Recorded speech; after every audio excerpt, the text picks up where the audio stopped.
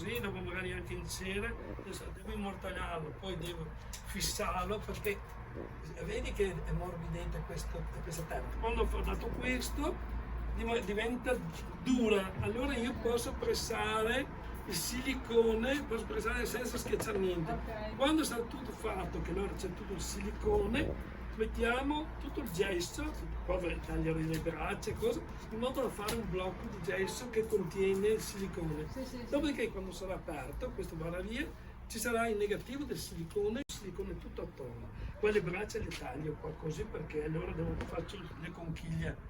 Se mi ostacolo anche le gambe, taglierò anche quelle. Dopodiché, quando io ho occupato tutto di silicone, che devo pressarlo perfettamente, per prendere il massimo della forma, capisci? Quando è tutto grosso, un certo spessore, poi io ci devo fare in gesso, devo mettere tutto il gesso in modo che faccia le conchiglie che mi raccolga il silicone. Poi quando sarà tutto fatto, che il gesso è asciutto, è secco, apro, il silicone lo taglio al pari del gesso, praticamente vengono fuori due pezzi, dopo ci saranno altri due pezzi per la braccia, cosa, e si apre. Quando quello è aperto, allora abbiamo tutto il negativo del bambino.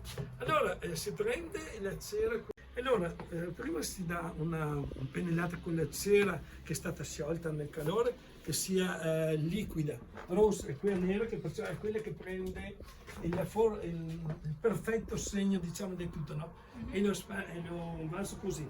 Poi quando questo piccolo strato è quasi asciutto, intanto ho fatto sciogliere la cera, che questa cristallina dura nella cera, e poi la metto che sia quasi raffreddata. Quando è quasi raffreddata che comincia a fare la pellicina, perciò non è più rovente, altrimenti mi scioglie quella nera. La verso dentro allo stampo, che è stato chiuso lo stampo col gesso, la verso dentro, lo lascio lì un minuto, poi la riverso in modo che mi abbia fatto solo lui. Quando questo sarà fatto, apriamo il gesso, leviamo il silicone e è venuto fuori la figura in cera. Dopodiché io devo continuare a lavorare, perché devo lavorare la cera, devo accompagnare qui tutte le giunture, devo levare tutte cose, devo guardare se c'è qualcosa che non va, metterlo a posto. Quando questo sarà tutto fatto, io avrò la figura in cera. In fondo lì dovranno mettere la parte dove faranno entrare il bronzo. Allora probabilmente ci metteranno qua una canna con un bicchiere. Poi ci mettono tanti i condotti che devo fare il bronzo.